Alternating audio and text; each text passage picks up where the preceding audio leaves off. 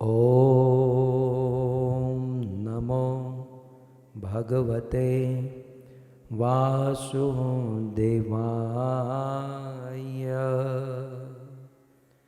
ॐ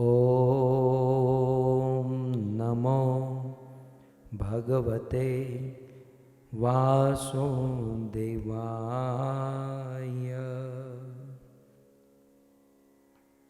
ॐ नमो भगवते वासुदेवाय।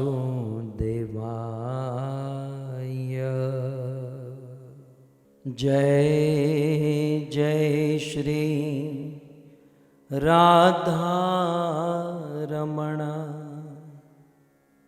जय जय नवल किशोर, जय गोपी चित चोर प्रभु, जय जय माखन चोर, जय जय माखन चोर। श्री कृष्णचंद्र भगवान की, जगत गुरु श्रील प्रभुपाद की। उपस्थित भगवत कथा अनुरागी पधारे हुए भक्त वृंद, इस सभा को परम सुशोभित करने वाले अंतर्राष्ट्रीय कृष्ण भावनामृत संघ इस्कॉन के वरिष्ठ भक्तगण, दूर दूर से देश विदेश से फेसबुक यूट्यूब आदि के माध्यम से बड़ी भारी मात्रा में इस कथा का श्रवण करने वाले समस्त श्रोतागण, आप सभी भक्तों का श्रीमद् भागवत कथा में पुनः एक बार हार्दिक स्वागत एवं आप सब के चरणों में हमारा प्रणाम। राधे श्याम। परम सौभाग्य है कि एक तो ये महाघोर कलयुग है और इस घोर कलयुग में भी हम सब माया के बीच में हैं, और माया के बीच में भी ऊपर से हम सब गृहस्थ है, गृह में जहाँ तहाँ फंसे हुए हैं। सो ऐसी गृहस्थी में रहकर कहीं न जाना है, इसी गृहस्थी आश्रम में रहकर भगवान को प्राप्त करने की, वैकुंठ या गौलोक वृंदावन प्राप्त करने की सुंदर विधि राजसूय सभा में श्री नारद मुनि धर्मराज युधिष्ठिर को सुना रहे हैं। ये ऐसी विधि है जिसे कोई पालन करता है तो जीते जी अपने गृहस्थ जीवन में सुखी हो सकता है और मृत्यु के बाद भगवान के धाम वैकुंठ को जा सकता है। सो ऐसी परम पावन विधि नारद मुनि बताते हैं। सो आप सब बड़े ध्यान से सुन रहे हैं एक एक बातों को। अभी हम जिस मोड़ पर आए हैं उस राजसूय सभा में सप्तम स्कंद 14वां अध्याय 30वां श्लोक।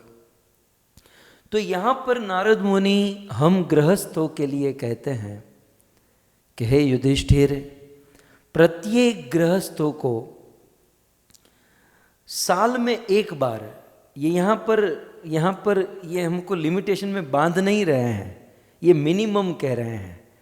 मिनिमम साल में एक बार, 2 बार हो तो अच्छा है, 3 बार, 4 बार, 5 बार, 10 बार, 12 बार तो बहुत अच्छा है।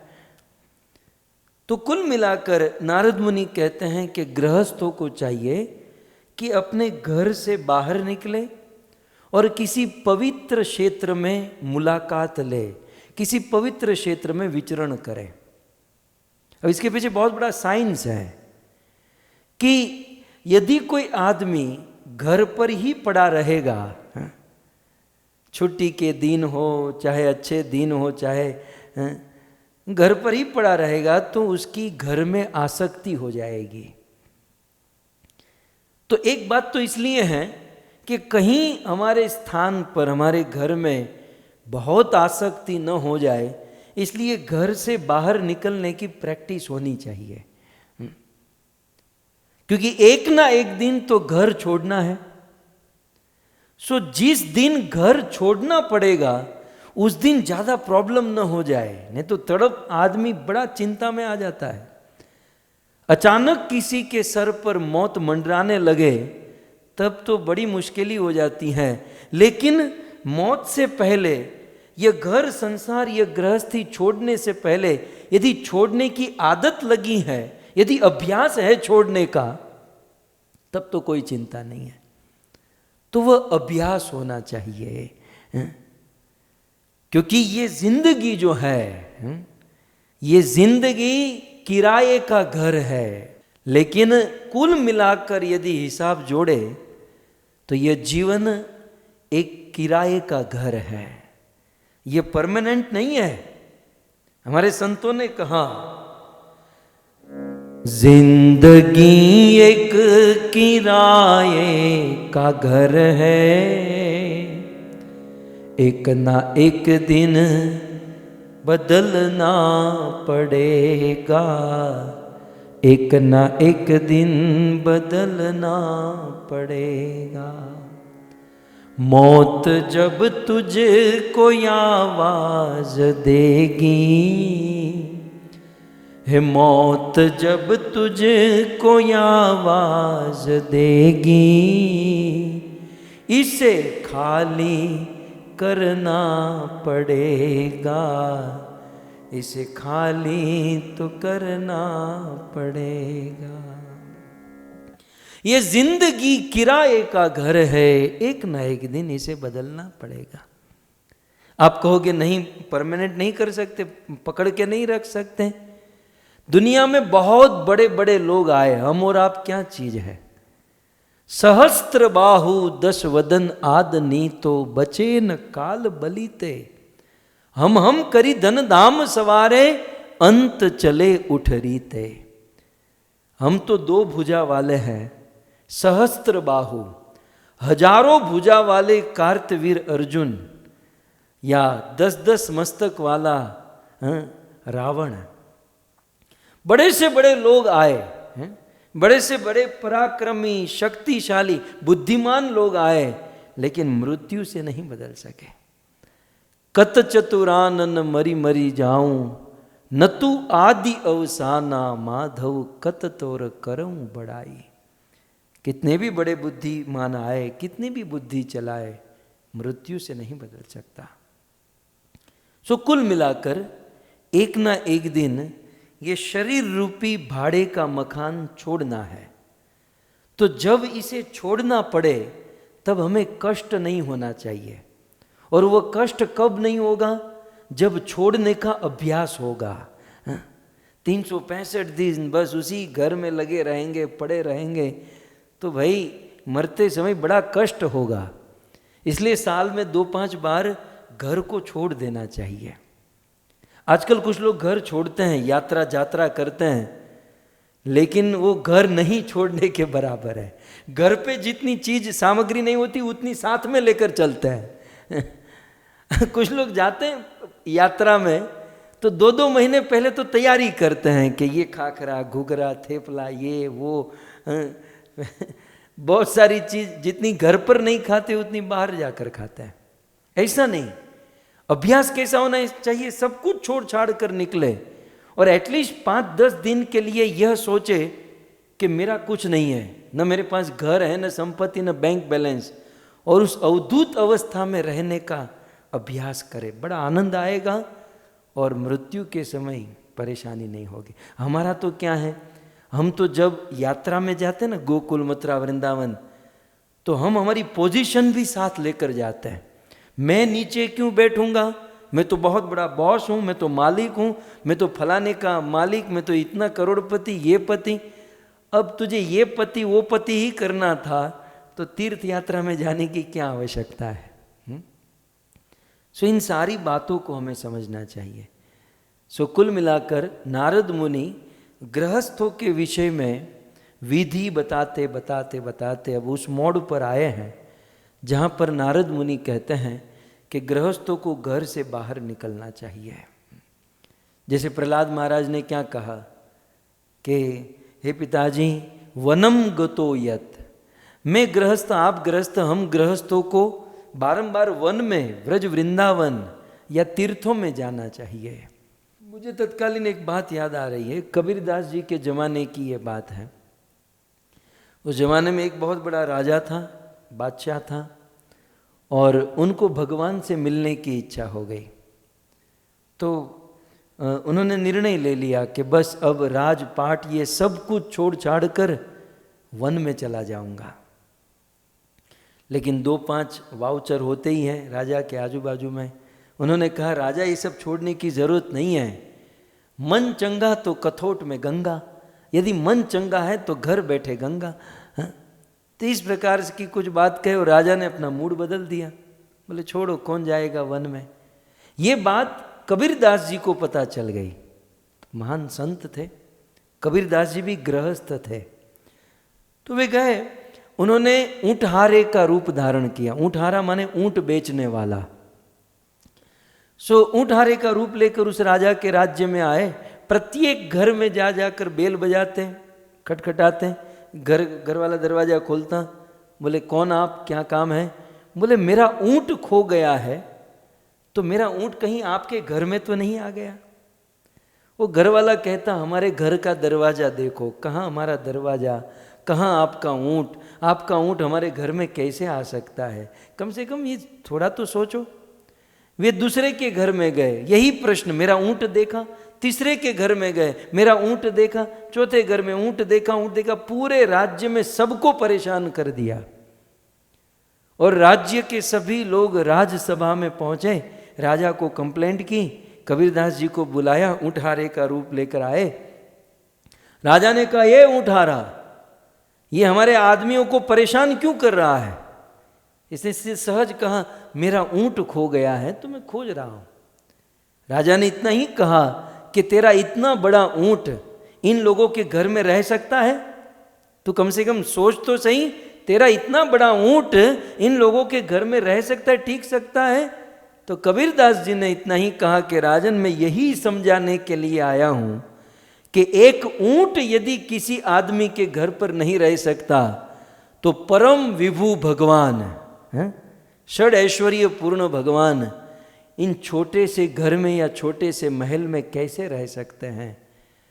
जैसे ऊंट को ढूंढना है तो घर से निकलना होगा, जब साधारण ऊंट को खोजना है तो घर से निकलना होगा, तो ईश्वर को खोजने के लिए क्या घर से बाहर निकलना नहीं होगा? अवश्य निकलना होगा। राजा को वैराग्य हुआ, घर से निकला और भगवान को पा गया। सो कुल मिलाकर हम गृहस्थों को कहीं गृहस्थी में फंस न जाए। गुरु महाराज कहते हैं कि यूं तो हम गृहस्थों की हालत उस रेशम के कीड़े जैसी है। रेशम का कीड़ा अपनी लार ग्रंथि से ही अपना घर बनाता है। जैसे हम लोग अपनी ही बुद्धि से, अपनी ही इच्छा से, अपने ही सामर्थ्य और शक्ति से विवाह करते हैं, बच्चे करते हैं, बच्चे के बच्चे, उनकी शादी, हम लोग ही तो समाज का निर्माण करते हैं। और फिर हम लोग हमारे ही बनाए हुए घर में फंस कर मर जाते हैं। रेशम का कीड़ा जैसे घर बनाते बनाते बनाते बनाते उसी में फंस जाता है, फिर तड़पता है, मैं कहाँ से निकलूँ, कहाँ से निकलूँ। परम पूज्य राधा गोविंद गोस्वामी महाराज कहते हैं, कोई बात नहीं, घर बनाओ। आप लोग गृहस्थ हो, घर गृहस्थी होनी चाहिए, लेकिन इतना भी घर नहीं बढ़ा लो कि आप अंदर से बाहर न निकल सको। एटलीस्ट बाहर निकलने का एक दरवाजा तो छोड़ो। अरे दरवाजा छोड़ो, एक खिड़की तो रख दो कि कम से कम साल में 1-2 बार वृंदावन जा सके, गोकुल मथुरा जा सके। सो कुल मिलाकर हम गृहस्थों को घर से निकलने का ये प्लान, ये प्रोजेक्ट होना चाहिए कि हम जो कमा रहे हैं, हम जो मेहनत कर रहे हैं, ऐसे ही मर जाएंगे। उससे अच्छा है कि जीवन में हम पवित्र स्थानों की मुलाकात करें। हमारे नरेंद्र भाई, वंदना माता, इनको बड़ी आस है कि हम वृंदावन आएंगे, और ये राह देख रहे हैं कि प्रभु जब आप वृंदावन आओगे तब हम आएंगे। सो बहुत जल्द मिलना होगा और हम सब साथ में ब्रज यात्रा करेंगे। खैर, तो अब नारद मुनि ये कह रहे हैं कि गृहस्थों को घर से निकलकर कहाँ जाना चाहिए, क्योंकि हम गृहस्थ को तो इतना ही पता है कि घर से निकलकर फलानी रेस्टोरेंट में जाना है, वहाँ अच्छा सूप मिलता है। क्यों अमित नारायण प्रभु? घर से निकलकर उस रेस्टोरेंट में जाएंगे, वहाँ बर्गर अच्छा मिलता है। ये हमारे अमित नारायण प्रभु बड़े शौकीन है। मुझे कभी भारत में जाना तो हम इनसे पूछते हैं कि प्रभु कहाँ जाना उचित है। सो हम तो यही जानते हैं। सो नारद मुनि पवित्र क्षेत्र, पवित्र स्थान निर्देशित कर रहे हैं। आइए श्रीमद् भागवत सप्तम स्कंद 14वां अध्याय और 30वां श्लोक। श्री नारद मुनि कहते हैं, सरांशी पुष्करादिनी क्षेत्राण्यर्हा श्रितान्युत कुरुक्षेत्रं गयः शीर प्रयागः पुलहाश्रम प्रयाग पुलहाश्रम। कुछ श्लोकों में नारद मुनि लिस्ट बता रहे हैं, निर्देशन कर रहे हैं। तो कल हमने सुना, सबसे पहले कहते हैं सरांशी पुष्कर आदिनी। सबसे पहले पुष्कर तीर्थ, जयपुर राजस्थान, जो कल हम चर्चा किए थे, ये ब्रह्मा जी का यह परम पवित्र तीर्थ है, हमें वहाँ जाना चाहिए। फिर आगे कहते हैं सरांशी। सरांशी माने सरोवर, पवित्र सरोवर, नदियाँ आदि। क्षेत्रण अर्हानि श्रियान्युत, जो श्री से, सौभाग्य से युक्त क्षेत्र है, ऐसे क्षेत्र में जाना चाहिए। और दूसरा क्षेत्र कौन है? कुरुक्षेत्रम। कुरुक्षेत्र हस्तिनापुर के निकट, आज जो दिल्ली के बगल में पड़ता है, सो कुरुक्षेत्र पवित्र भूमि है। ऐसी पवित्र भूमि में हमें जाना चाहिए। कल इस पर हमने चर्चा की थी। फिर आगे कहाँ जाना चाहिए? गया शीरह। फिर अगला स्थान नारद मुनि कहते हैं गया जाना चाहिए। हम गृहस्थों को ये माइंड में होना चाहिए कि इस साल हम गया जाएंगे, इस साल हम यहाँ जाएंगे। सो गया जो है भगवान विष्णु का स्थान है। ये गया और कुछ नहीं, भगवान विष्णु पर ही ये पूरा गया जो है स्थित है। और यहाँ पर श्राद्ध करने की बड़ी महिमा है। ऐसा कहते हैं स्वयं भगवान रामचंद्र ने इस गया में स्नान किया था, श्राद्ध किया था।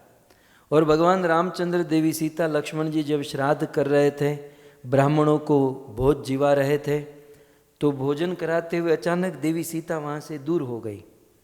भगवान रामचंद्र सोच में पड़ गए कि सीता को अच्छा नहीं लगा, पता नहीं सीता क्यों दूर हो गई।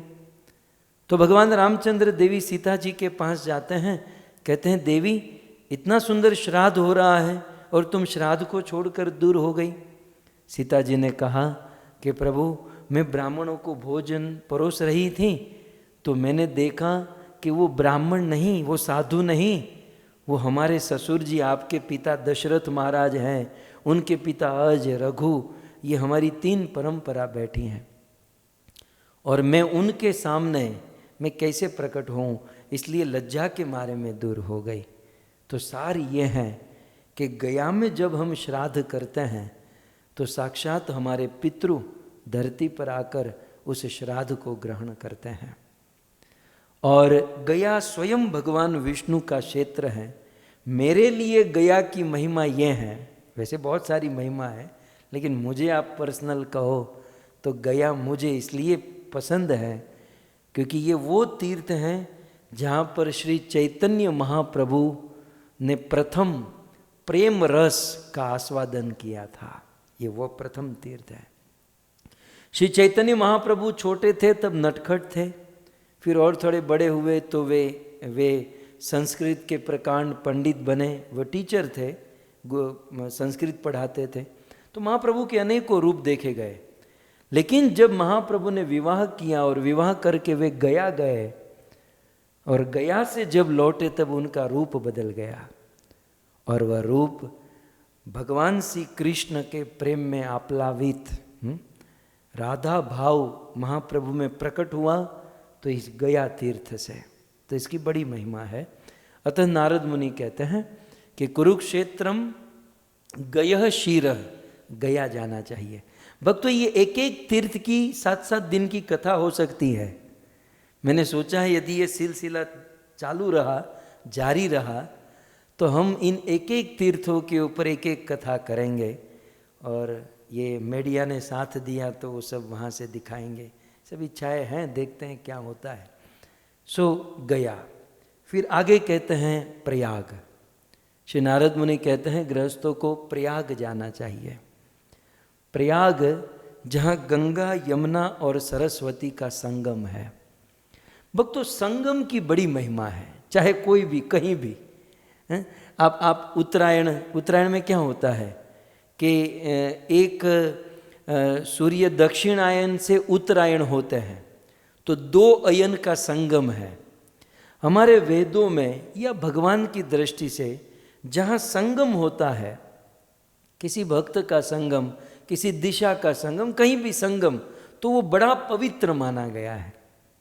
और तीर्थराज प्रयाग में तो 1 नहीं 2 नहीं 3 नदियों का संगम है।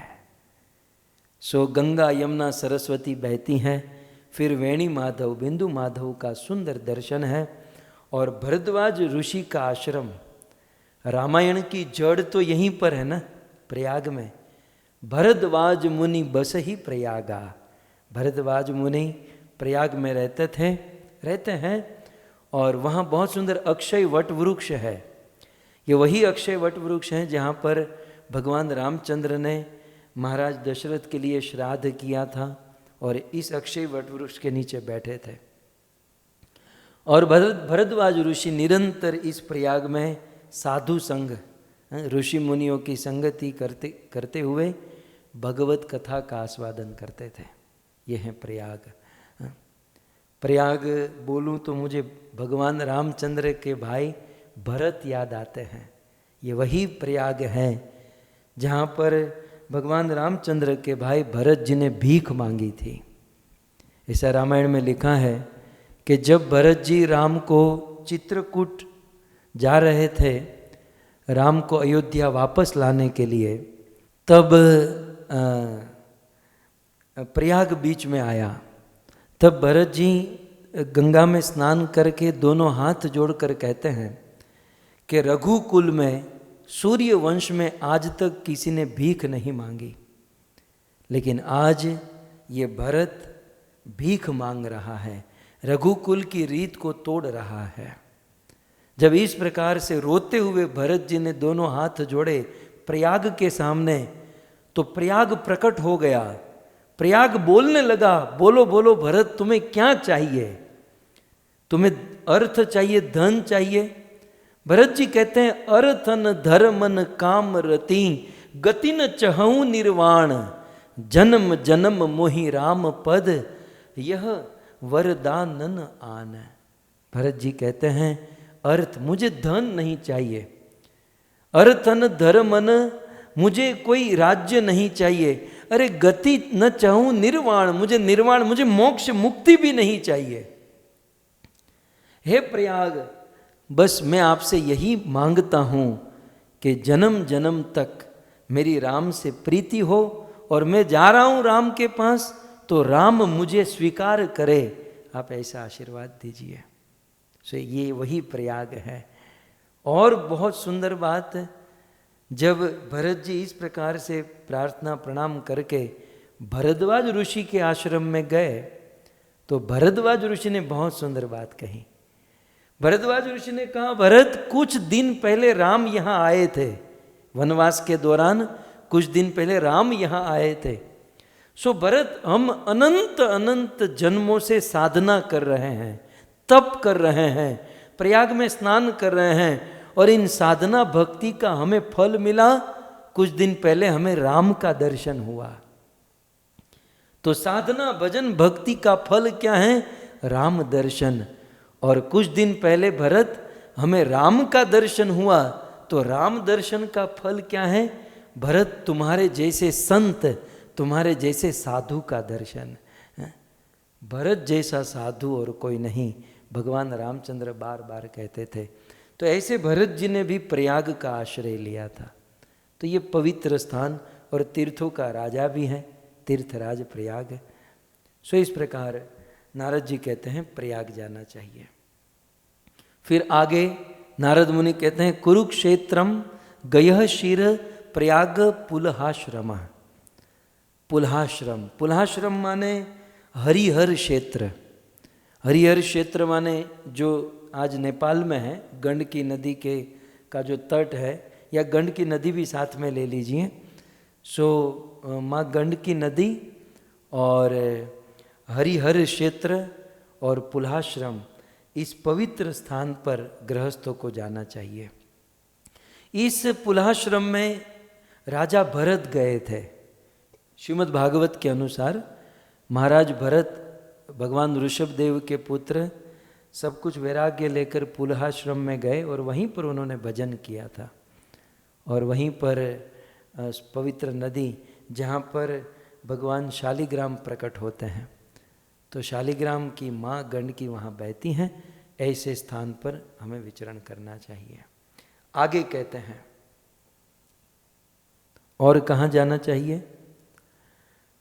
नैमिषं फाल्गुनं सेतु प्रभासेथ कुशस्थली वाराणसी मधुपुरी पंपा बिंदुसरस्तथा पंपा बिंदुसरस्तथा। नैमिषम, है युधिष्ठिर, प्रत्येक गृहस्थ को समय निकाल कर नैमिषारण्य जाना चाहिए। नैमिषारण्य आज लखनऊ से कुछ दूरी पर है।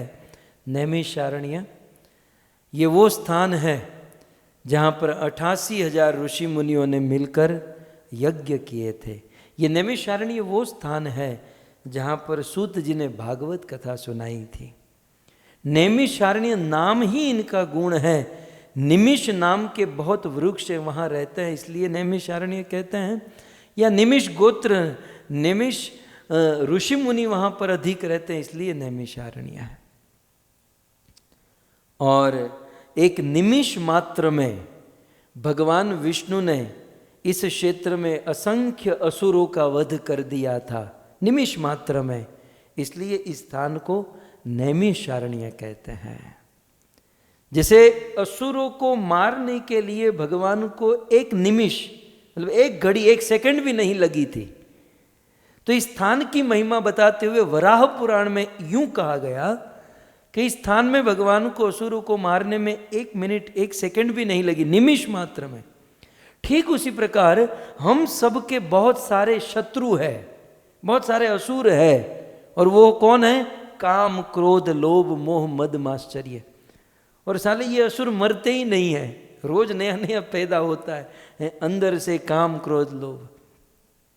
तो नैमिषारण्य ऐसा स्थान है, यदि आप नैमिषारण्य चले गए तो पलक झपकने मात्र से ये सारे असुरों का वध हो जाएगा। ये नैमिषारण्य की महिमा है। ये वही नैमिषारण्य स्थान है जहाँ दधीचि ऋषि रहते थे और देवताओं को जीवन दान देने के लिए दधीचि ऋषि ने अपने प्राण दे दिए, अपने शरीर की हड्डी दे दी, उसी से वज्र बना और वित्रासुर का वध किया। ये वो नैमिषारण्य है। सो इस पवित्र नैमिषारण्य में गुरुदेव भगवान की कृपा और खास करके हमारे माता पिता की इतनी कृपा रही कि बचपन से ही 5 साल से ही हम इन सब क्षेत्रों में बारंबार जाते आते रहते हैं। और जब मैं बोल रहा हूँ तो मुझे सब दिखाई देता है कि नैमिषारण्य है, दधीचि ऋषि की गुफा है, सूत गोस्वामी की बैठक है। हमारे पास एक जो भागवत है ना, वो वहीं से सूत गोस्वामी से ही हम लेकर आए हैं। तो खैर, सो नैमिषम, नैमिषारण्य हमें जाना चाहिए। फिर आगे कहते हैं फाल्गुनम। फाल्गुनम माने जहाँ फाल्गु नदी बहती है। फाल्गुन नाम की नदी है। तो यहाँ पर नैमिषम फाल्गुनम माने जहाँ फल्गु नदी बहती है हमें वहाँ जाना चाहिए। और टीका में किसी आचार्यों ने ऐसा भी लिखा, फाल्गुनम माने हरिद्वार, सो हमें हरिद्वार जाना चाहिए गृहस्थों को। फिर आगे कहते हैं नैमिषम फाल्गुनम सेतु, आहा सेतु, सेतु माने सेतु बंध रामेश्वर। हम गृहस्थों को समय निकालकर स्विट्जरलैंड या यहाँ वहाँ नहीं भटकना चाहिए। चले भी गए तो केवल शरीर का व्यर्थ व्यय ही है। हमें सेतु बंध रामेश्वर जाना चाहिए। ये वह स्थान है जहाँ पर भगवान श्री रामचंद्र ने सेतु बांधा था, धनुष कोटि। आज भी वह स्थान है, बहुत सुंदर समुद्र है और समुद्र का तट, जहाँ से लंका जाने के लिए भगवान ने वह ब्रिज, वह पुल, सेतु बनाना प्रारंभ किया था। तो यहाँ पर भी बहुत सुंदर लीलाएं हुई हैं। तो सेतु, सेतु माने सेतु बंध रामेश्वर। फिर आगे कहते हैं प्रभासो, प्रभासो माने पोरबंदर और प्रभास क्षेत्र, गुजरात, सौराष्ट्र। सो नारद मुनि कहते हैं प्रभास जाना चाहिए। सुदामा जहाँ रहते हैं वह पोरबंदर, वह सुदामापुरी, और प्रभास माने ये वो क्षेत्र है जहाँ पर भगवान श्री कृष्ण ने उद्धव जी को भागवत का ज्ञान दिया था। और भगवान श्री कृष्ण उद्धव जी के देखते देखते भागवत में कन्वर्ट हो गए। आजकल इसे समझना कठिन नहीं है। भगवान स्वयं ही भागवत के श्लोकों के रूप में, भक्तों में ये आपके सामने जो नीचे दिखा रहा हूँ ना, ये और कुछ नहीं, ये मैं मेरे कृष्ण को दिखा रहा हूँ। ये जो काला काला है ना वो कृष्ण है, और जो गोरा गोरा है वो राधा रानी है। ये भागवत के श्लोक आप साधारण किताब मत समझिए, और ये भागवत के श्लोक ये साधारण लैंग्वेज नहीं, ये स्वयं भगवान कृष्ण, कृष्ण ही इन श्लोक के रूप में कन्वर्ट हो गए। कई बार भक्त लोग कहते हैं ना कथा में बड़ा आनंद आता है, आपको आया ना, मुझे तो बहुत आनंद आता है। तो क्यों, उसमें क्या है, क्या हमारी कोई महिमा नहीं है, ये कृष्ण को धर देते हैं। हमारा क्या है ना, हम पहले ही भगवान वो भागवत के श्लोक को धर देते हैं, और फिर उसी के आजू बाजू में हम लोग थोड़ा सा नाचते हैं, कूदते हैं, घूमते हैं, कभी ये कभी वो, और वह इसी में आनंद लेते हैं। और एहसास तो होता है कि मानो हम भगवान के गोद में बैठे हैं। सो प्रभास, प्रभास माने ये वो प्रभास क्षेत्र हमें जाना चाहिए जहाँ पर भगवान श्री कृष्ण ने उद्धव को ज्ञान दिया, जहाँ कृष्ण भागवत के रूप में कन्वर्ट हो गए, और फिर भगवान इसी प्रभास क्षेत्र से डिपाचर हुए। भगवान श्री कृष्ण लैंड कहाँ पर हुए थे?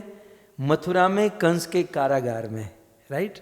भगवान को जब आना हुआ तो लैंड हुए ब्रज में, लेकिन डिपार्ट कहाँ से हुए? गुजरात, सौराष्ट्र, और सौराष्ट्र में भी कहाँ? द्वारिका से नहीं, भगवान अपने धाम में गए तो प्रभास से, प्रभास क्षेत्र से। यहाँ ब्रह्मा आदि देवी देवताओं ने भगवान से प्रार्थना की, और बहुत सुंदर बलदेव जी की गुफा और बहुत सारे स्थान दर्शनीय है। तो नारद जी कहते हैं यहाँ जाना चाहिए। फिर आगे नैमिषम फाल्गुनम सेतु प्रभासो अथ कुशस्थली। फिर कहाँ जाना चाहिए? कुशस्थली। कुशस्थली माने द्वारिका।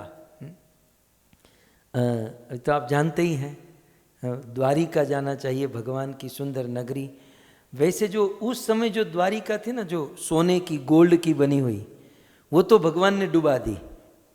मैं जब पहली बार गया तो प्रश्न किया था कि भाई रखा होता तो थोड़ा बहुत सोना हम भी उखाड़ कर लेकर जाते, गृहस्थी हैं, ज़्यादा मगजमारी नहीं रहती, जीवन चल जाता। लेकिन भगवान ने ये सोचकर डुबाया कि भाई द्वापर युग है, क्योंकि उन दिनों भगवान के परिवार में भी बहुत झगड़ा हो रहा था।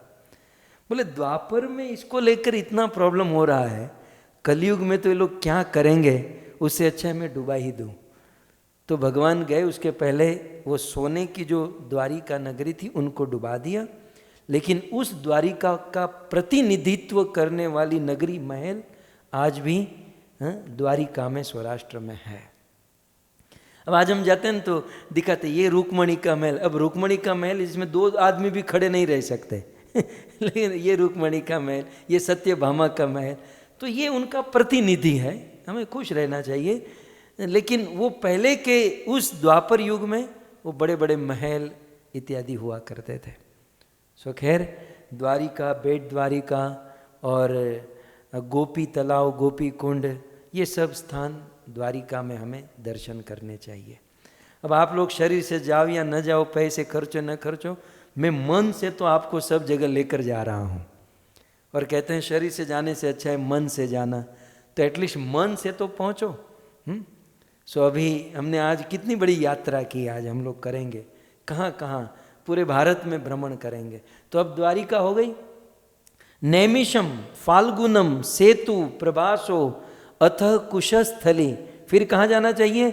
वाराणसी, काशी विश्वनाथ महादेव की जय। सो वाराणसी हमें जाना चाहिए।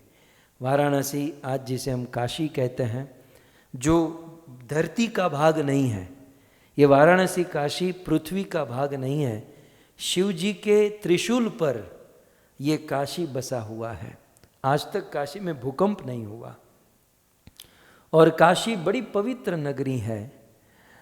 ऐसा कहते हैं कि समस्त पुराणों में जैसे भागवत श्रेष्ठ है, समस्त पुराणों में जैसे भागवत श्रेष्ठ है, वैसे समस्त हरि क्षेत्र में काशी श्रेष्ठ है, वाराणसी सबसे श्रेष्ठ है। वैसे भगवान विष्णु के चरणों से गंगा जल प्रकट हुआ है ना, आप जानते हो, भगवान के चरणों से वो जल नीचे आए, फिर भगीरथ जी गंगा को नीचे लेकर आए, तो गंगा माता धरती पर आ गई। लेकिन गंगा धरती पर, माँ गंगा धरती पर आई तो भगवान ने ये सब देखा नहीं था। भगीरथ जी ने जो कमाल किया भगवान को पता नहीं था। तो देवताओं ने, भक्तों ने भगवान को कहा, प्रभु धरती पर आओ तो सही, देखो तो सही, माँ गंगा प्रकट हुई है और क्या गंगा का धोध बह रहा है, आप आइए धरती पर। तब भगवान विष्णु गंगा में प्रथम बार स्नान करने के लिए धरती पर आए। गंगा भगवान के ही चरणों तक जल है, लेकिन फिर भी महिमा बहुत अधिक है। सो भगवान विष्णु धरती पर आए तो अब तो गंगा तो पूरे भारत में बहती है, तो कौन से घाट पर मैं जाऊं? तब भगवान विष्णु वाराणसी में उतरे। सो प्रथम बार माँ गंगा में स्नान करने के लिए भगवान विष्णु काशी में आए, वाराणसी में आए और उस पवित्र घाट पर स्नान किया। और भगवान स्नान करते हुए भगवान विष्णु का कुंडल वहाँ पर गिर गया। तो जिस घाट पर भगवान विष्णु का कुंडल गिरा उसे कहते हैं मणिकर्णिका घाट। भगवान का कुंडल जहाँ गिरा सो मणिकर्णिका घाट।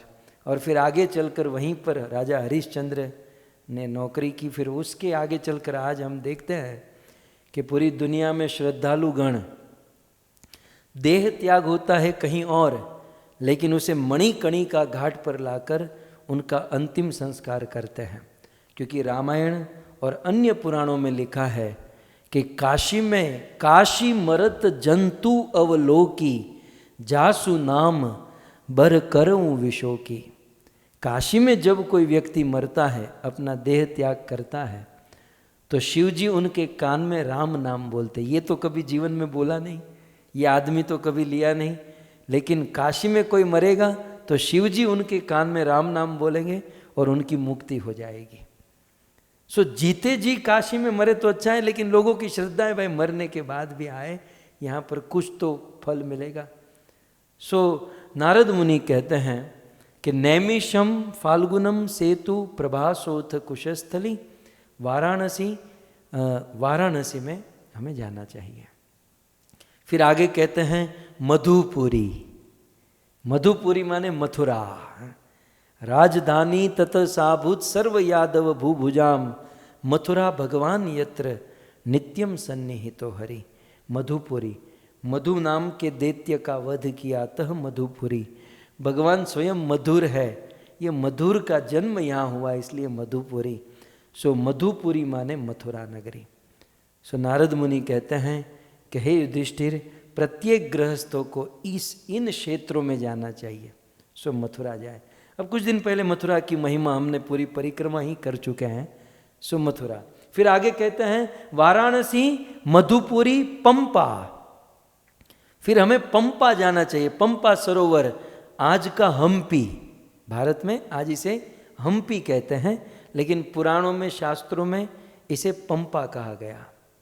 सो ये हम्पी, ये पंपा, यहाँ पर वैसे बहुत सारे स्थल क्षेत्र हैं, लेकिन हमारे मन को लुभाने वाला हमें आज भी याद आता है। हम ये सब स्थानों पर गए हैं और भक्तों के कृपा से हमने प्रवचन, कथाएं भी की है। सो पंपा में बहुत अच्छी बात हमें लगती है, शबरी जी का आश्रम, मातंग ऋषि का आश्रम, और माता शबरी इसी पंपा के तट पर भगवान रामचंद्र को प्राप्त करने के लिए रोज सेवा करती थी। रोज वन में जाती, फल फूल तोड़कर लाती, मार्ग सजाती, आज मेरे राम आएंगे, आज मेरे राम आएंगे, लेकिन राम नहीं आते थे। 60,000 वर्ष बीत गए, लेकिन फिर भी राम नहीं आए। लेकिन शबरी का उत्साह नहीं बीता, और शबरी की धीरता को देखकर, अपने गुरु के वचन पर विश्वास को देखकर भगवान रामचंद्र इस पंपा सरोवर के तट पर शबरी के आश्रम में आ गए। कथा बहुत सुंदर है, अब तो विस्तार से कहाँ कर सकते हैं। एक दो बात बता दूं, शबरी का बड़ा अपमान किया गया। जब मातंग ऋषि चले गए, तब वहाँ के ऋषि मुनियों ने शबरी का तिरस्कार किया। ऐसा होता है, अध्यात्म में भी थोड़ी बहुत आग तो अध्यात्म जगत में भी लगी हुई है। हम लगभग बधे हड़गेलू छे गुजराती लोग सब, हम लगभग बधी सब जगह आग तो सब जगह लगी हुई है। तो यहाँ मातंग ऋषि चले गए, और अन्य ऋषि मुनि जो थे वो शबरी का अपमान करने लगे कि ये तो शबर कुल की है, शबर जाति की है, सुअर खाने वालों की है, ऐसी है वैसी है। शबरी का बड़ा बहिष्कार किया। और फिर भगवान रामचंद्र जब आए पंपा सरोवर शबरी को मिलने के लिए, भगवान रामचंद्र जानते थे शबरी का आश्रम कहाँ है, लेकिन जानबूझकर उन ऋषियों के पास गए। ऋषि मुनियों, शबरी कहाँ रहती है?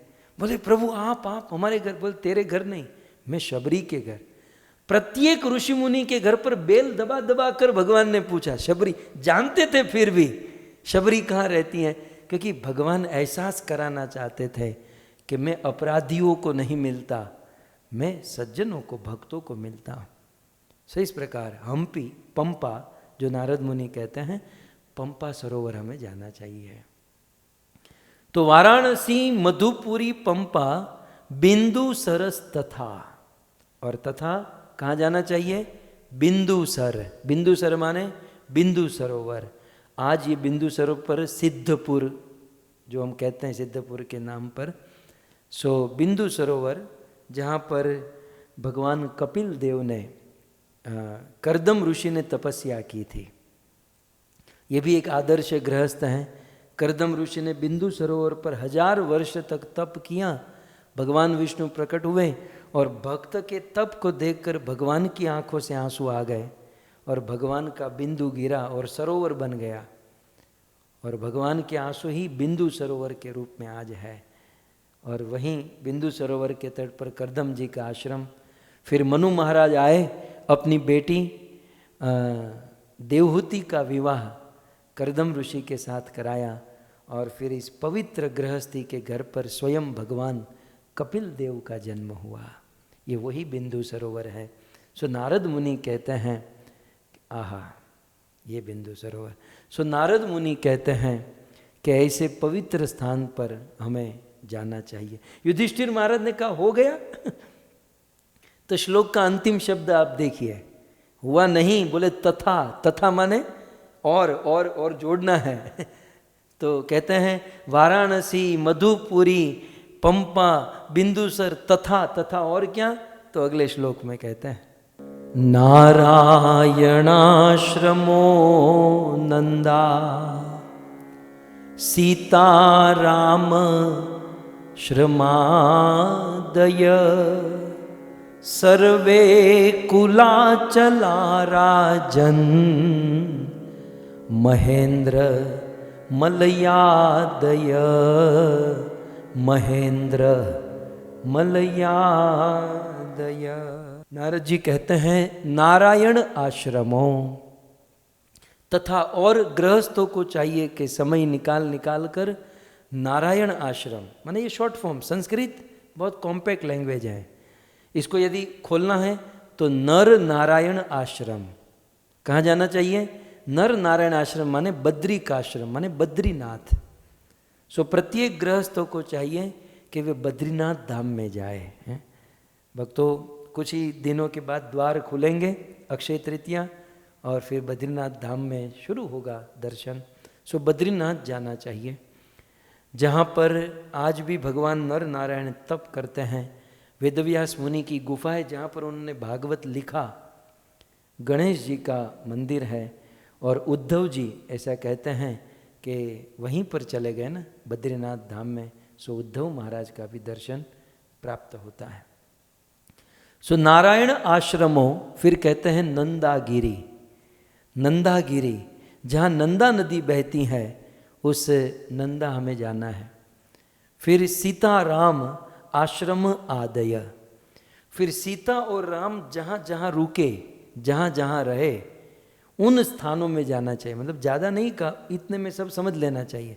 सीताराम आश्रम आदय माने अयोध्या, चित्रकूट, पंचवटी, नासिक, जहाँ पर सीताराम लक्ष्मण जो विचरण किए रहे वे स्थान पवित्र हैं, और गृहस्थों को इन स्थानों में जाना चाहिए। फिर आगे कहते हैं सर्वे कुला चला राजन, हे राजन सर्वे कुला चला। कुल अचल माने पर्वतों के कुल, बहुत सारे पर्वतों के कुल, ऐसे महेंद्र गिरी, महेंद्र अमल आदय, वैसे महेंद्र पर्वत, महेंद्र गिरी हमें जाना चाहिए। ये महेंद्र गिरी जो है ना, ये साउथ में है, दक्षिण भारत में है। सो महेंद्र गिरी जाना चाहिए।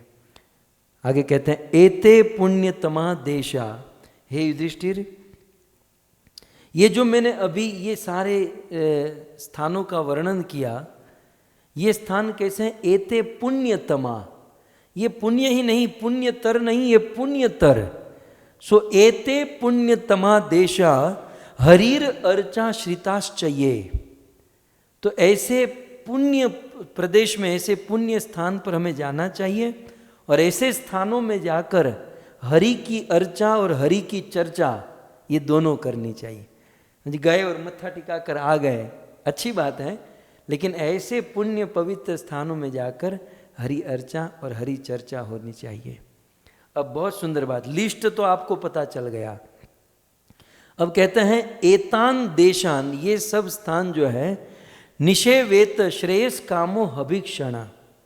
एतान देशान, इस देश, इस स्थानों में, जो स्थान युधिष्ठिर मैंने गिनाया, निषेवेत नितराम सेवेत, इन स्थानों का, इन तीर्थों का नितराम, नितराम माने कंप्लीटली सेवन करना चाहिए। इन स्थानों का अच्छे से सेवन करना चाहिए। माने जब इन स्थानों में जाते तो अन्य कोई मगजमारी फजीहत नहीं, केवल इन स्थानों पर कंसंट्रेट करना, इनको देखना, इनको सुनना, यहाँ सेवा करना। तो एतान देशान नी सेवेत नितराम सेवेत्र, किसको इन स्थानों पर किसको जाना चाहिए और किनको सेवा करनी चाहिए? तो कहते हैं श्रेयस कामो। श्रेय माने कल्याण, कामो माने जो कामना रखते हैं, जो अपने गृहस्थ जीवन की मंगल कामना रखते हैं, अपने गृहस्थ जीवन की कल्याण होने की कामना रखते हैं, तो श्रेयस कामो एतान देशान नी सेवेत, इन देशों में उनको सेवन करना चाहिए, उनको विचरण करना चाहिए। तो कहते हैं हाँ, हम तो एक बार वृंदावन जाकर आ गए, हमारा कंप्लीट हो गया, ये हज नहीं करनी है। यहाँ पर बहुत सुंदर बात कही, ही अभीक्षणस। आप देखो दूसरी लाइन का अंतिम शब्द, ही निश्चित ही अभीक्षणस। अभीक्षणस माने बार बार। ऐसा मत समझिए एक बार चले गए तो बस अब मनुष्य जीवन हमारा सार्थक हो गया, सफल हो गया। नहीं, अभीक्षणस, बार बार। ये जो स्थान बताया गया ना, इन स्थानों में हम गृहस्थों को बार बार जाना चाहिए। यदि हम अपना कल्याण चाहते हैं, अपना मंगल चाहते हैं, गृहस्थ जीवन को ठीक से बैलेंस बनाकर रखना चाहते हैं। और फिर इसी श्लोक में बहुत सुंदर कहते हैं तीसरी लाइन में, क्यों? क्योंकि यहाँ पर इन स्थानों में इन स्थानों में आकर यदि कोई व्यक्ति धर्म करेगा, धर्मो ही अत्र माने इन स्थानों में आकर धर्म करेगा, तो हितः पुंसाम, तो वह धर्म पुंसाम मनुष्यों का हित करेगा। अपने घर पर धर्म करोगे तो हित करेगा, चिंता मत करो, डाउट नहीं है। लेकिन ऐसे पवित्र स्थानों में जाकर धर्म करोगे तो पुंसाम हित, मनुष्यों का कितना हित होगा? सहस्त्र अधि फलोदय। कितनी सुंदर बात। इन स्थानों में जाकर धर्म करोगे तो सहस्त्र, धर्म वही है, आपकी एनर्जी वही है, आपका कार्य साधन भक्ति वही है, लेकिन वही कार्य इन पवित्र स्थानों में जाकर करेंगे तो श्लोक समझिए कि सहस्त्र अधि फलोदय, तो सहस्त्र गुना अधिक वह फल प्राप्त होगा, सहस्त्र गुना अधिक वह फल मिल जाएगा। इसलिए प्रत्येक गृहस्थ को चाहिए कि इन पवित्र स्थान में वे विचरण करे, पवित्र स्थान में वे रहे। तो इस प्रकार गृहस्थों के लिए ये बात बताई गई कि हमें बार बार इन पवित्र स्थानों की मुलाकात लेनी चाहिए। अब नारद मुनि एक बहुत बड़ी बात करने जा रहे हैं। भक्तों, ये कथा का यूँ तो अंतिम दिन है, लेकिन मेरे दृष्टि से ये जो 1 साल से कथा कर रहे हैं ना, ये पूरी 1 साल की कथा का सार अब नारद मुनि कहने जा रहे हैं। बहुत सुंदर बात, बहुत बड़ी बात, और कुछ याद रखे या न रखे, समझे या न समझे, अब जो नारद मुनि बताने जा रहे हैं ना, इन बातों को समझ लेंगे तो जीवन धन्य हो जाएगा। और फिर अंत में मैं एक लिस्ट दे दूंगा कि हमें क्या क्या करना है।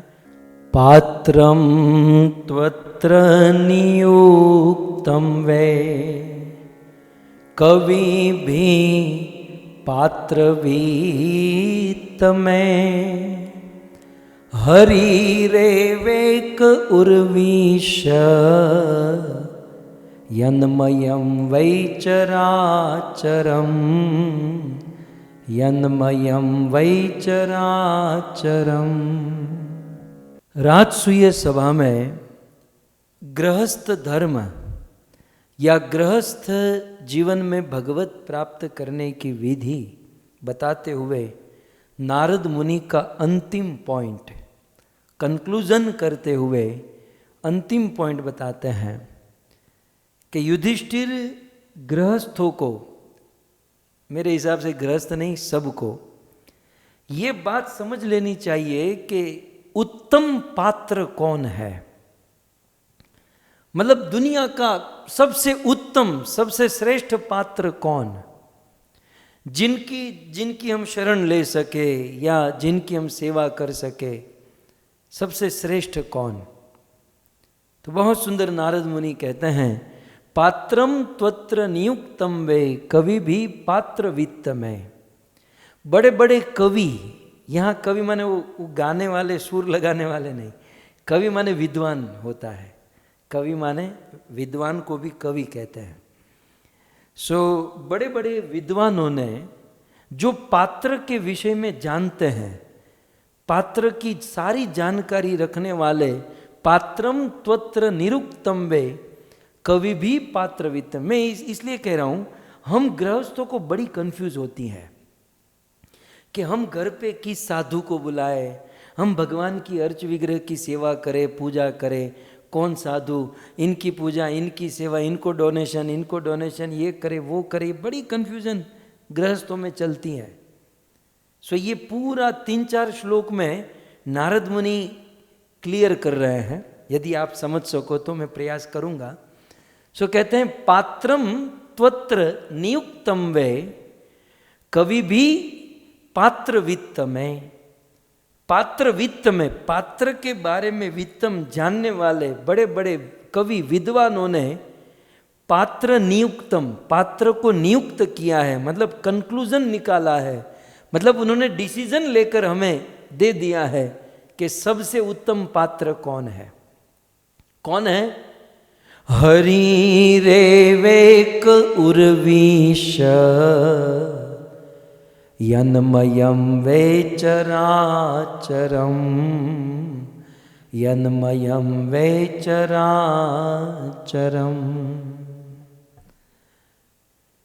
ये पूरे चराचर जगत के स्रोत, ये पूरे चराचर जगत जिनका अंश है, ऐसे हरि ही वास्तव में पात्र है। हरि ही श्रेष्ठ पात्र, उत्तम पात्र या वास्तविक पात्र है। तो हरि एवेकम मतलब एक मात्र हरि ही उर्विशम यन्मयम वे चराचरम।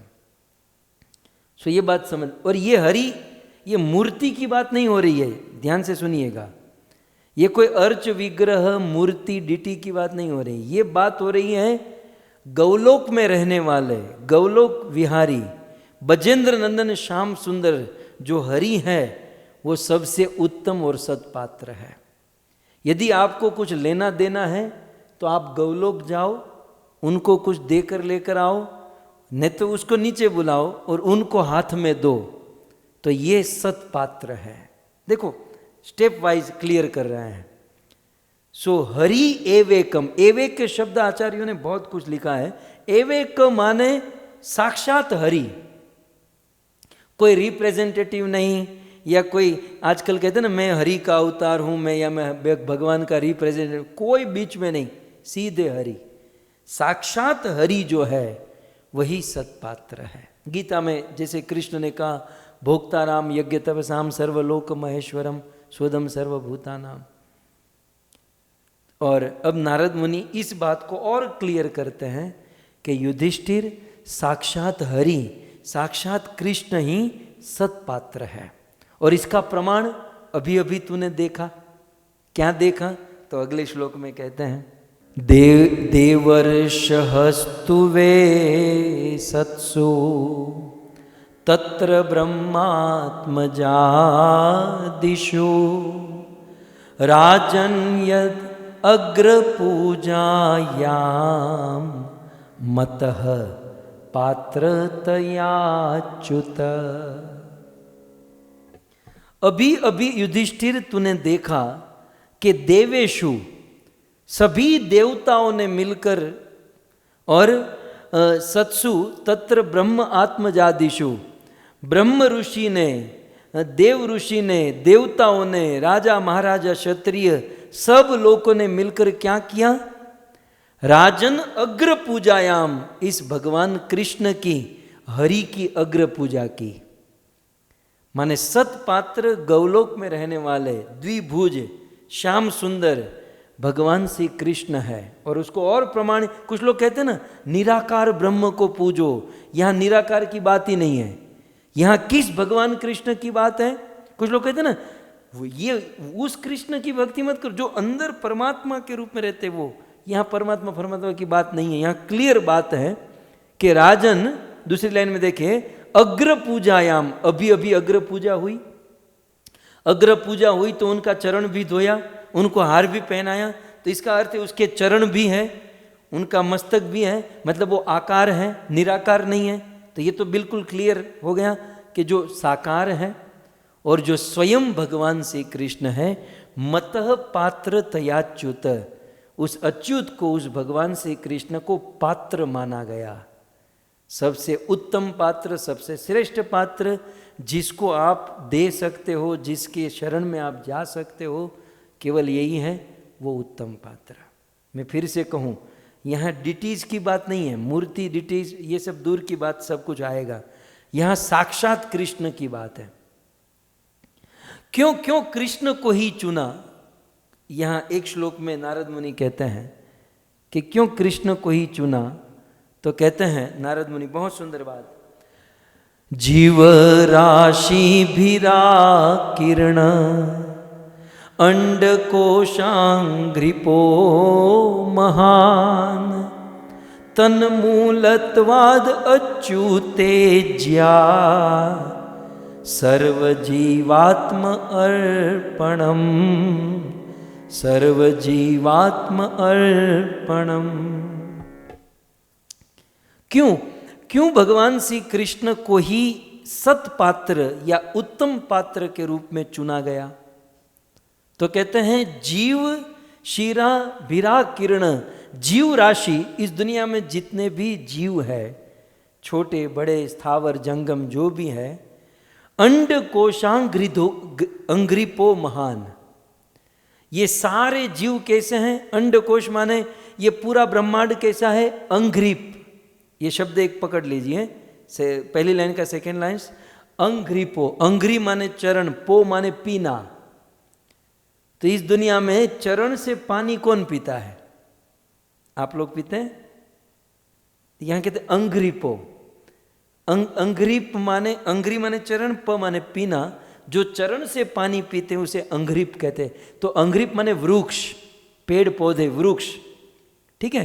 तो अंडकोश, ये ब्रह्मांड जो है, ये ब्रह्मांड जो है वो अंग्रिप वृक्ष के समान है।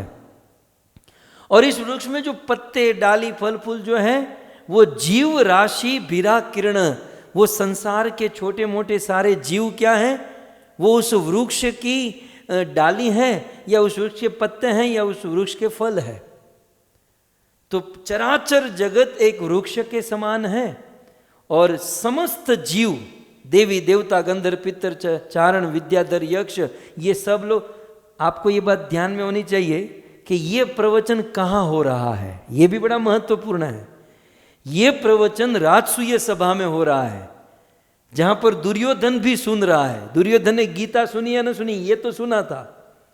जहां कर्ण बैठा है, सारे क्षत्रिय योद्धा, सारे देवता, सारे ऋषि मुनि, शुकदेव, वेदव्यास, नारद, सब लोग यहां पर बैठे, नारद तो बोल ही रहे हैं, तो ये सब बैठे हैं इस सभा में। और वहां ये बोला जा रहा है कि ये पूरा ब्रह्मांड अंग्रिप वृक्ष के समान है, और सारे चराचर जीव उस वृक्ष की डाली, पत्ते, फल फूल हैं। लेकिन तन मूलत्वा, लेकिन उस ब्रह्मांड रूपी समस्त जीवों के वृक्ष का मूल कौन है? तो दूसरी लाइन में तन मूलत्वाद अच्युत, ये अच्युत जो है, ये कृष्ण जो है, ये सभी का मूल है। ये श्याम सुंदर कृष्ण समस्त देवता हो, गंधर्व हो, किन्नर हो, चारण विद्याधर यक्ष पितृ, ये सब के मनुष्यों के मूल जो है वो कृष्ण है। इसलिए अच्युत इज्या कहते हैं, तन मूलत अच्युत, पूरे ब्रह्मांड रूपी वृक्ष का मूल जो है वो अच्युत कृष्ण है। और अच्युत इज्या, इज्या माने पूजा, इज्या माने पूजा, सेवा या भक्ति। अच्युत की इज्या करेंगे तो क्या होगा? सर्व जीवात्म तर्पणम, अच्युत की पूजा करने से सभी जीवों का तर्पण हो जाएगा। इसलिए कुछ लोग कहते हैं ना, कृष्ण की भक्ति क्यों करते हो? इसलिए करते, इसलिए, ये जो लिखा है ना, इसलिए करते हैं, क्योंकि कृष्ण की भक्ति करने से सर्व जीवात्म तर्पणम, सभी जीवों का तर्पण हो जाएगा। किसी देवी की उपासना करोगे तो केवल देवी का तर्पण होगा, देवता की उपासना केवल देवता का, किसी पितृ की केवल पितृ का। लेकिन कृष्ण की उपासना, भक्ति, सेवा करेंगे तो सर्व जीवा आत्मतर्पणम। कितनी सुंदर बात नारद कहते हैं। इसलिए पात्र यदि कोई है तो वह है एकमात्र कृष्ण। ये बात कृष्ण ने गीता में भी कही कि अहम सर्वस्य प्रभवो मत सर्व प्रवर्तते इति मत्वा भजन्ते माम बुधा भाव समन्विता। श्रीमद् भागवत जी के चौथे स्कंद में भी ये बात कही गई, यथा तरो मूल निषेचनेन तृप्यन्ति स्कंद भुजोपशाखा प्राणोपहारा शेथे इंद्रियाणाम तथैव सर्वा अर्हणम अच्युतेज्या। सो इस प्रकार से कृष्ण ही पूजनीय है, सेवनीय है, भक्ति करने लायक है, क्योंकि कृष्ण सबके मूल है, सबके जड़ है। तो अब चलो ये हो गया कृष्ण, तो समझ में आ गया, ये कृष्ण का तो समझ में आ गया। तो अब आपको कुछ लेना है, कुछ देना है, कुछ भी करना है, किसी को नहीं। वो गोलोक विहारी, मतलब वो मूर्ति की बात नहीं हो रही है, जो हाथ पांव चलाने वाले जो कृष्ण बांसुरी बजाते हैं, मतलब एक्टिव कृष्ण, वो वही सतपात्र है। बाकी में डाउट है। ये नारद मुनि ने यहाँ तक कह दिया। अब थोड़ा सा आगे बढ़ते हैं, आगे बढ़ते हैं। अगले श्लोक में नारद मुनि और इस रहस्य को आगे लेकर जाते हैं। नारद जी कहते हैं, पुराणी अनेन पुराण्यनेन सृष्टानि नृतिर्यग ऋषिदेवता शेते जीवेन रूपेण पुरेशो पुरुषो यशो। अब सतपात्र स्वयं भगवान कृष्ण है, स्वयं हरि है। उस हरि ने क्या किया? पूरा, पूरा माने बहुत पहले, अनेन सृष्टानि मतलब ये जो हम देख रहे हैं, इस सृष्टि का निर्माण किया। और हरि ने क्या किया? उस सतपात्र हरि ने, आत्माओं चलाने वाले ने क्या किया? नृ मनुष्य को बनाया, तिर्यग माने सो क्या किया? नृ माने उस भगवान ने, नृ माने मनुष्य को बनाया, तिर्यग, तिर्यग माने तिरछा, तिरछे चलने वाले पशुओं को बनाया, ऋषि भगवान ने देवताओं को प्रकट किया, ऋषियों को प्रकट किया, और पुराणी सृष्टानी ही असो, इस प्रकार से भगवान ने सृष्टि का निर्माण किया। लेकिन इन सब को पैदा करके मनुष्य, ऋषि, मुनि, पशु, वो लोग चलायमान नहीं थे, वो केवल एक खिलौने की तरह थे, वो चल नहीं रहे थे। तब भगवान ने क्या किया? जो सतपात्र है, ऐसे भगवान ने क्या किया? जब ये दुनिया चल नहीं रही थी, तब भगवान शेते जीवेन रूपेण, वो भगवान स्वयं पुरुषो यशो, वो भगवान सभी जीवों के हृदय में परमात्मा के रूप में प्रकट हो गए। शेते भगवान सभी जीवों के हृदय में परमात्मा के रूप में आ गए। और क्यों? कि भगवान सभी जीवों के हृदय में विराजते हैं, अर्थात सभी जीवों के हृदय रूपी पूर में, हृदय को पूर कहते हैं, तो हृदय रूपी पूर में भगवान विराजते हैं, इसलिए भगवान को पुरुष कहा गया। ये पुरुष शब्द कहाँ से आया? पूर्व में शयन करते हैं, शेते माने शयन, श माने शेते, और पूर्व माने हृदय रूपी पूर्व। सो हृदय रूपी पूर्व में भगवान शयन करते हैं, इसलिए उन्हें पुरुष कहते हैं। तो अब मुझे आप बताइए कि मूल भगवान जो सबसे उत्तम पात्र जो है, वो उत्तम पात्र कौन है? वो भगवान। और वो उत्तम पात्र भगवान फिर वहां से उतरे तो सबसे पहले कहां आए?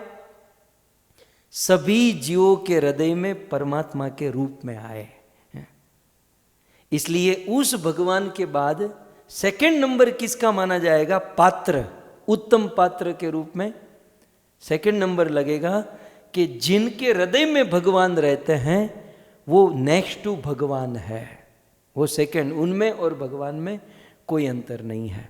इसलिए आगे कहते हैं, तेष्वेव भगवान राजन तारतम्येन वर्तते तस्मात् पात्रम ही पुरुषो यावन आत्मा यथे यते।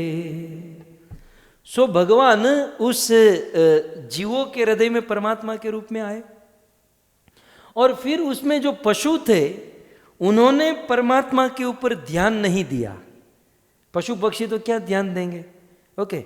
और फिर जो मनुष्यों में भी जो आदिवासी प्रकृति के थे, वो भी परमात्मा की ओर है लेकिन ध्यान नहीं देते।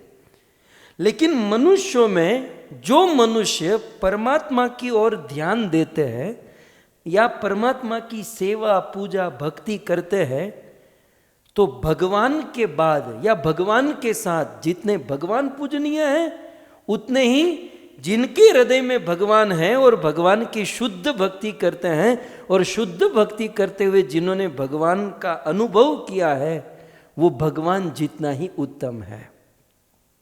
यहां पर श्लोक में लिखा है, तेषु एव भगवान राजन, हे राजन, हे युधिष्ठिर, तो इन पुरों में भगवान रहते हैं। तस्मात् पात्रम ही पुरुषो, इसलिए पात्र भगवान पुरुष हैं, लेकिन वो पात्र क्योंकि उस भक्त के हृदय में आ गया है और भक्त निरंतर उस पात्र भगवान पुरुष परम पुरुष के साथ कनेक्शन में है, उनकी सेवा भक्ति पूजा के कनेक्शन में, इसलिए भगवान के साथ साथ उनका शुद्ध भक्त भी पात्र है। तो दो पात्र हुए, एक भगवान जो गोलोक धाम में रहते हैं और दूसरे जो उस भगवान की भक्ति सेवा पूजा करके उस भगवान का अनुभव करते हैं। अनुभव बड़ा महत्वपूर्ण है। अनुभव माने क्या? महाप्रभु कीर्तन नृत्य गीत वादिंत्र माधन शेर सेन रोमांच कंपाश्रु तरंग भाजो वंदे गुरु श्री चरणारविंदम। अनुभव माने जिनकी अंतर्दृष्टि है, जिनको दुनिया के सभी वस्तु में कृष्ण ही दिखाई देते हैं, जो कृष्णमयी है, उनमें और कृष्ण में कोई अंतर नहीं है। कृष्ण जो पात्र है वही पात्र वो है। अब आपके दिमाग की खिड़की को खोलने वाली बात आएगी।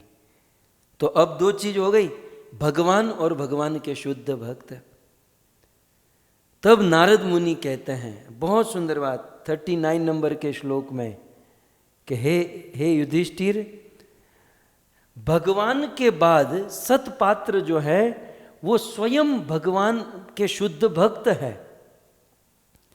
लेकिन ऐसा देखा गया है, त्रेता इत्यादि युग में ऐसा देखा गया कि भगवान के शुद्ध भक्तों को कोई मानता नहीं है, भगवान के शुद्ध भक्तों का अपराध करता है, तिरस्कार करता है।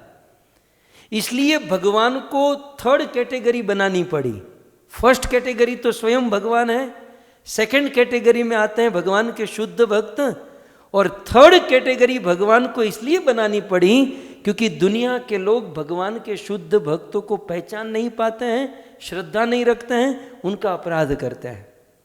कहते हैं दृष्टवाम तेषाम मिथो नृणाम, मनुष्यों ने मिथो माने अपमान इत्यादि मनुष्यों के करने के कारण त्रेता आदिशु, त्रेता युग से हरिर अर्चा क्रियाये, त्रेता युग से तीसरी कैटेगरी हरि अर्चा अर्थात भगवान की मूर्ति बनाना प्रारंभ किया, अर्थात भगवान के अर्च विग्रह को बनाना प्रारंभ किया।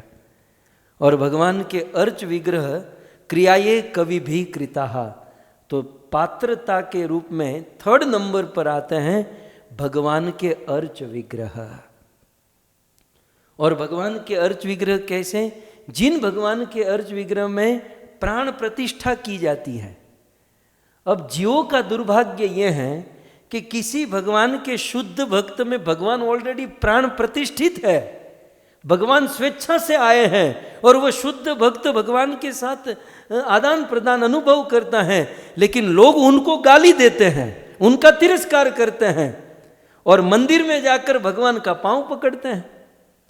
लेकिन तत्व यह है कि मूर्ति भगवान का विग्रह जो है, भगवान का अर्च विग्रह मूर्ति से भी उत्तम है भगवान के शुद्ध भक्त।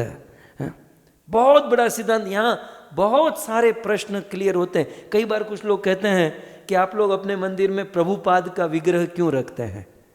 आप लोग बहुत सारी मैं उसमें नहीं जाऊंगा, लेकिन ये सिद्धांत यदि क्लियर हो गया तो भगवान के अर्च विग्रह से भी उत्तम है भगवान के शुद्ध भक्त। और भगवान के शुद्ध भक्त से फिर बाकी रहा स्वयं भगवान। कौन? लीलाधारी जो गोलोक में रहते हैं। सो पात्र के रूप में तीन वस्तु बताई गई यहाँ पर। भक्तों, विष्णु पुराण में लिखा है, ये बात कोई नई नहीं है। एक बार पार्वती ने कहा कि प्रभु आप जरा मुझे पात्र के विषय में कहिए। तो भगवान विष्णु क्या कहते हैं? आराधना नाम अपि सर्वेशाम विष्णु आराधना परम। हे पार्वती, आराधनाओं में विष्णु सबसे उत्तम, और तस्मात् परतरम देवी तदीया नाम समर्चनम। और उस भगवान विष्णु के बाद तदीय उनके शुद्ध भक्त पूजनीय है। तो हम तो केवल हमारी श्रद्धा, हमारा विश्वास कहाँ होता है? भगवान की मूर्ति के ऊपर, भगवान के अर्च विग्रह के। बहुत अच्छी बात है, लेकिन किसी शुद्ध भक्तों की निंदा करके, किसी शुद्ध भक्तों का अपराध या अपमान करके हम भगवान के विग्रह के प्रति कितनी भी श्रद्धा आस्था रखे, कोई भक्ति बढ़ने वाली नहीं है, कोई भक्ति होने वाली नहीं है।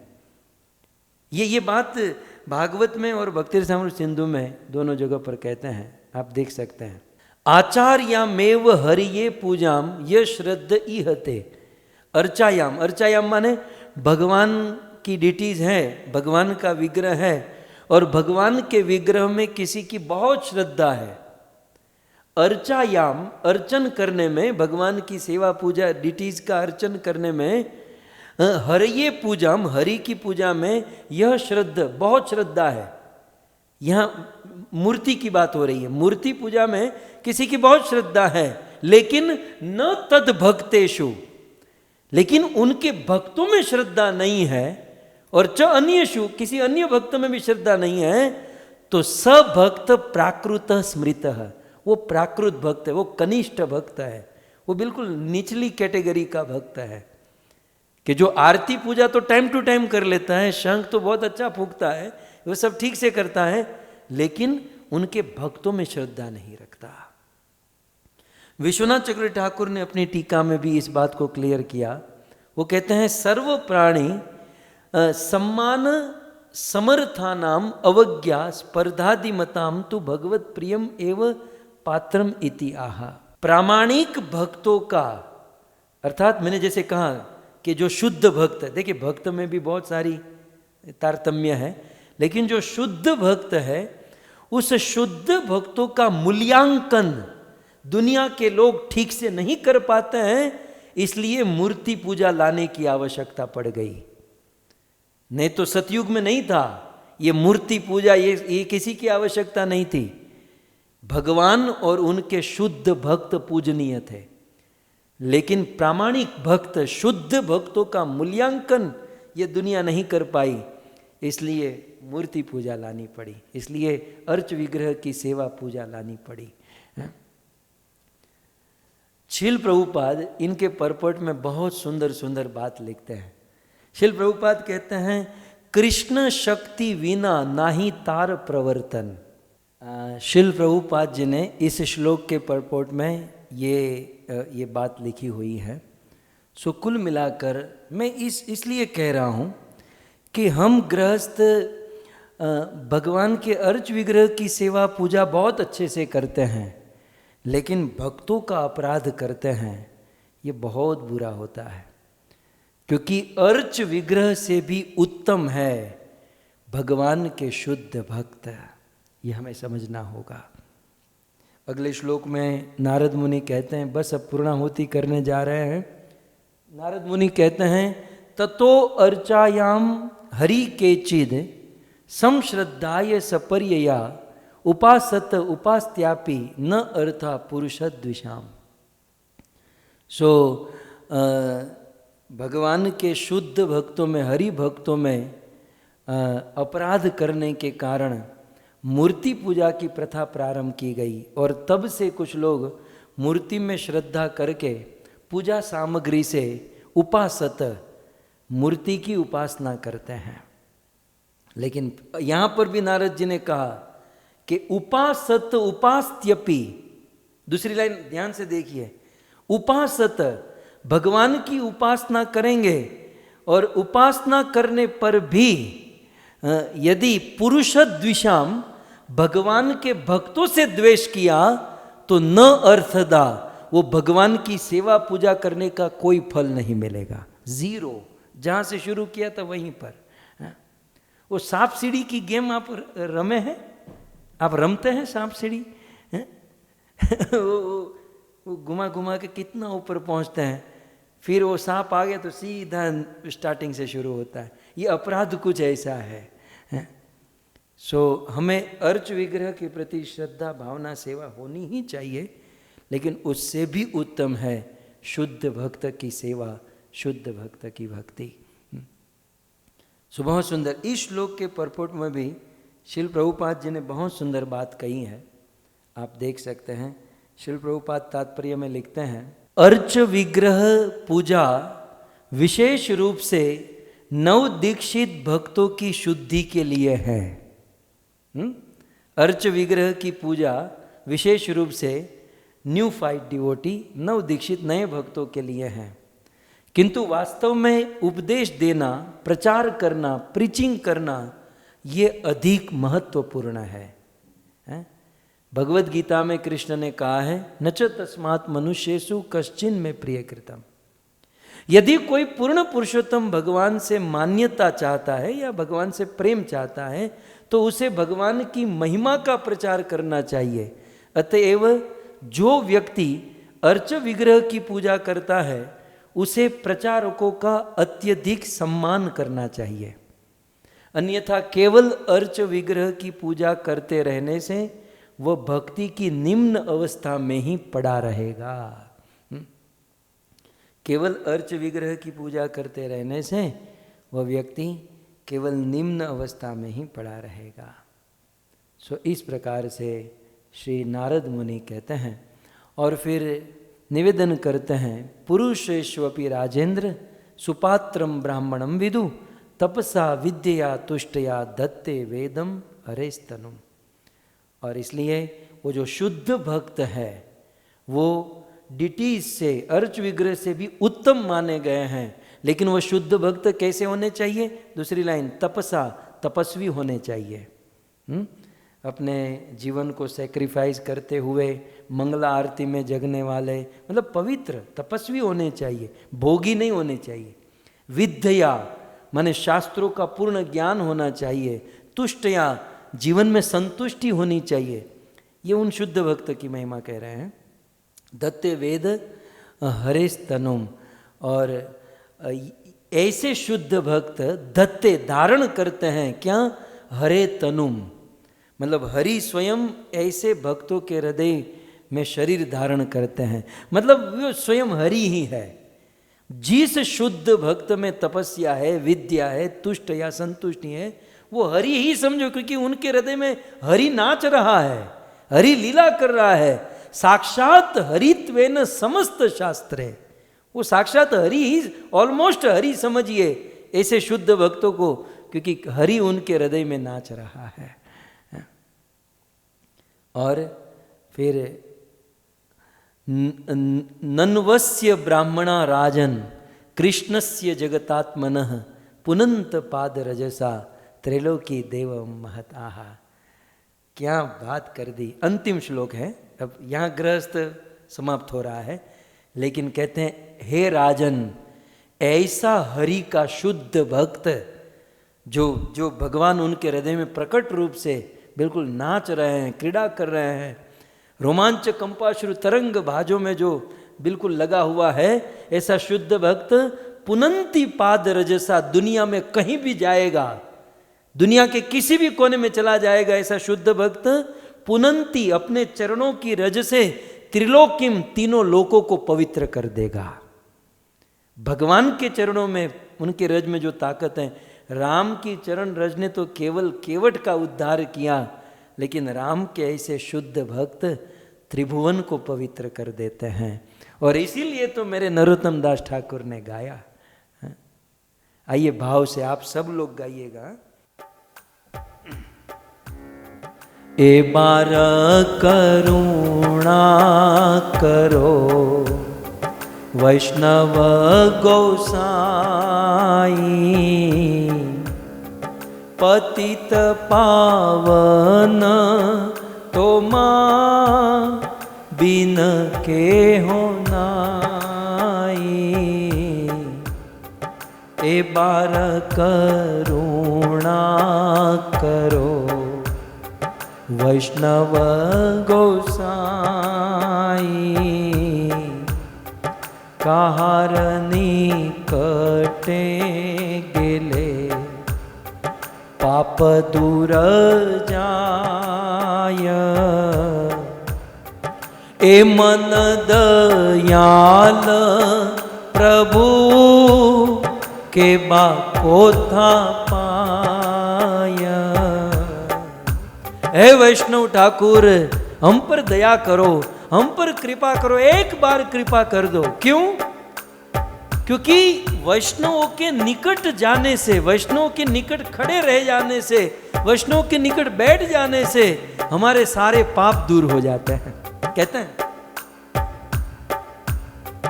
गंगार परश हैल पश्चात पावन दर्शन पवित्र कर एई तो मार्गुण दर्शन पवित्र करो एई तो मार्गुण हरि स्थाने अपराधे तारे हरि नाम तो मा स्थाने अपराधे नाही कये आना तो मार हृदये सदा गोविंद विश्राम गोविंद कहे न मोर वैष्णव पराण ए बार करुणा करो वैष्णव गोसाई। सो इस प्रकार वैष्णव की बड़ी महिमा है और ऐसे वैष्णव, ऐसे शुद्ध भक्त के हृदय में स्वयं भगवान होते हैं। हम गृहस्थों को ऐसे शुद्ध भक्तों का सानिध्य, ऐसे शुद्ध भक्तों की सेवा करनी चाहिए। मैंने डिटीज़ के विषय में, अर्च विग्रह के विषय में जो कहा उसे आप अन्यथा मत लीजिएगा, लेकिन भाव ये था कि डिटीज़ से भी अधिक महिमा भगवान के शुद्ध भक्त की है। ऐसे शुद्ध भक्त का अपराध करके यदि हम कितनी भी डिटी सेवा करते हैं उसका कोई लाभ नहीं, ऐसा नारद मुनि ने यहाँ पर निवेदन किया। तो हम सभी भक्तों ने गृहस्थ जीवन के इन कुछ मूल्यों पर चर्चा की। यदि सरल भाव में कहना हो तो गृहस्थों को चाहिए कि सदाचार का पालन करें, और सदाचार का पालन करते हुए सुबह ब्रह्म मुहूर्त में जगना, तिलक करना, 12 तिलक होते ना, सो ब्रह्म मुहूर्त में जगकर स्नान करना, तिलक करना, मंगला आरती करना, अर्च विग्रह की सेवा पूजा करना, तुलसी सेवा करना। और फिर हम गृहस्थों को अपने दिनचर्या में हरि नाम जाप करना, हरि के नाम का आश्रय लेना चाहिए। फिर गृहस्थ धर्म के अंतर्गत प्रैक्टिकल लेवल पर कहूँ तो भक्ति शास्त्र का पठन करना चाहिए। भगवत गीता, भागवतम, चैतन्य चरितामृत ऐसे भक्तिमय ग्रंथ का पठन करें, नाम संकीर्तन करें, कीर्तन करें, एकादशी आदि व्रत का पालन करें। जैसे एकादशी आचार्यों का आविर्भाव, तिरोभाव, जन्माष्टमी, रामनवमी ऐसे पवित्र पर्वों पर तपस्या करें, व्रत करें और वैष्णवों की सेवा करें, जो हम कई श्लोकों से वर्णन कर रहे थे। साधु संग करें और साथ ही साथ गलत संगति को त्यागे, असत संग को त्यागे। शुद्ध आहार करें, शुद्ध प्रसाद ग्रहण करें। और प्रत्येक गृहस्थों को मैं निवेदन करूं कि मठ या मंदिर की सेवा करें। प्रत्येक गृहस्थ मठ या मंदिर से जुड़कर रहे, मठ मंदिर की सेवा करें। आपके क्षेत्र में जहाँ भी मठ मंदिर है, खास करके ब्रह्म मध्व गौड़ीय संप्रदाय, इस्कॉन मंदिर मिल गया तो आपका बहुत बड़ा सौभाग्य है। तो मंदिर से जुड़कर रहिए और वहाँ आप अपने लोकल टेम्पल आदि में आप सेवा करें तो अवश्य आपके जीवन में बहुत प्रोग्रेस होगा। और साथ ही साथ अपराध के प्रति सतर्क रहे। ऐसा ना हो कि हम पॉजिटिव आगे बढ़ रहे हैं लेकिन नेगेटिव इतना हो रहा है कि हम पॉजिटिव कर ना पाए। सो अपराध के प्रति सतर्क रहे। मुख्य 4 प्रकार के अपराध होते हैं: नाम अपराध, धाम अपराध, सेवा अपराध और वैष्णव अपराध। तो इन अपराधों के प्रति बचें। आजकल मैं बहुत बोल रहा हूँ और जो बोलता है वो अपराध करता ही है। सो इतने दिनों से मैं बोलता आया हूँ और मेरे सामने 2-3 स्क्रीन हैं, तो उसमें भक्तों को देखकर कुछ भाव निकलते हैं। हो सकता है वो भाव किसी अन्य भक्त के लिए मैच ना करता हो, तो मैं आप सब भक्तों के चरणों में क्षमा चाहता हूँ, आप इसे अन्यथा मत लीजिएगा। और उद्देश्य केवल एक ही होता है कि हम भागवत पढ़ें और भागवत को समझकर समझाने का प्रयास करें। लेकिन इस उद्देश्य में भी कुछ अन्यथा हो गया हो, या कोई बातों से आपको ठेस पहुंची हो, कुछ त्रुटि रह गई हो। हम कोई शास्त्र के विद्वान पंडित, कोई ज्ञानी महात्मा नहीं है। मैं भी आप ही के साथ ही बैठा हूँ, मैं भी फंसा हुआ गृहस्थ हूँ। फंसे फंसे ही कुछ पढ़ लिख कर बोल देते हैं और आप सब सुनते हैं। तो इनमें कुछ त्रुटि रह गई हो, कुछ कमी रह गई हो, तो आप क्षमा कीजिएगा और आप आशीर्वाद दीजिएगा, क्योंकि हम भी बहुत भारी गृहस्थी लेकर बैठे हैं। और मेरी तो बहुत बड़ी गृहस्थी है, पत्नी और 2 बच्चे तो हैं, लेकिन वसुधैव कुटुंबकम आप सबको साथ में लेकर चलना है। कुछ लोगों को देखते तो टेंशन भी आता है, इनको कितना आगे बढ़ाएंगे, इनका क्या करेंगे। सो आप आशीर्वाद दीजिएगा कि हम गृहस्थी में रहकर ये जो सिद्धांत है, आप सब तो पालन करते ही हैं, लेकिन मैं जो बोला हूँ इस पर मैं खरा उतरूँ, मैं इसका पालन करूँ, इसका पालन करके इसी जीवन में भगवत प्रेम प्राप्त कर सकूं। आप सभी भक्तों को भूरी भूरी धन्यवाद, और आप सभी भक्तों का धन्यवाद। आप भक्त बड़ा स्नेह रखते हैं, प्रेम रखते हैं, और इस स्नेह प्रेम के खातिर मेरी गलतियों को क्षमा करते रहते हैं। ये मैं मेरा अच्छा कर्म समझता हूँ, ये मैं मेरा भाग्य समझता हूँ। नहीं तो दुनिया में कौन किसको सुनना चाहता है, लेकिन आपने मुझे स्वीकार किया है। आप आशीर्वाद दीजिए कि हम इन सिद्धांतों को जीवन में उतारें और भगवान कृष्ण से प्रेम कर सकें।